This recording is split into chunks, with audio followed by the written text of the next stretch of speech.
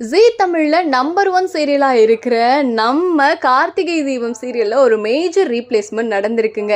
இன்னும் எத்தனை ரீப்ளேஸ்மெண்ட் தான் நடத்துவீங்க அப்படின்ற மாதிரி எல்லாருக்கும் தோணும்னு நினைக்கிறேன். எஸ், அதுதான் உண்மை. ஸோ எந்த ரோலை குவிட் பண்ணி யார் ரீப்ளேஸ் ஆகியிருக்காங்க அப்படிங்கிறதெல்லாம் நம்ம இப்போ இந்த அப்டேட்ல பார்க்கலாம். அதாவது கார்த்திகை தீபம் சீரியல் ஜீ தமிழ்ல ரொம்ப ரொம்ப நல்லா போயிட்டு இருக்கு. டிஆர்பிலையுமே நம்பர் 1ல இருக்குது. ஸோ இதெல்லாம் ஒரு பக்கம் இருக்கட்டும். யார் மாறியிருக்காங்க அப்படின்னு கேட்டிங்கன்னா, ஐஸ்வர்யா ரோல் இருக்கு இல்லையா, அந்த ரோலில் ஆல்ரெடி 2 பேர் மாறிட்டாங்க. இப்போ 3ஆவதா ஒரு ஆள் வந்திருக்காங்க. யார் அப்படின்னு பார்க்கலாம். ஸோ இப்போ நம்ம சுபா இருக்காங்க இல்லையா, அவங்க ஐஸ்வர்யா ரோல் ரொம்ப நல்லா பண்ணிட்டு இருக்காங்க. இதுக்கு முன்னாடி நான் பண்ணிட்டு இருந்தாங்க, அவங்களும் ரொம்ப நல்லா பண்ணிட்டு இருந்தாங்க.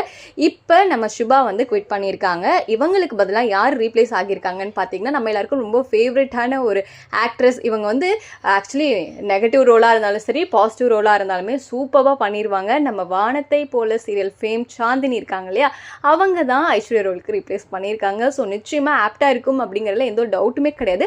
ஏன்னா வானத்தை போல சீரியலில் கூட கொஞ்சம் வில்லியா நடிக்கும்போது ரொம்ப சூப்பராக பண்ணியிருந்தாங்க. ஸோ ஐஸ்வர்யா ரோல் இதில் நெகட்டிவ் ரோல் அப்படிங்கிறதுனால ஸோ இவங்களுக்கு அதெல்லாம் ரொம்ப ஈஸியான ஒரு விஷயம், ரொம்ப நல்லா பண்ணிடுவாங்க அப்படின்னு நம்ம எல்லாருக்குமே தெரியும். ஸோ சாந்தினி தான் ஐஸ்வர்யாவாக வரப்போகிறாங்க. அது அவங்களே அவங்களோட பேஜில் அஃபிஷியலாக சொல்லிட்டாங்க. ஸோ ரொம்ப எக்ஸைட்டடாக இருக்குது, எப்படி அவங்க நடிக்க போகிறாங்க, அந்த ரோலுக்கு எப்படி இருப்பாங்கன்னு.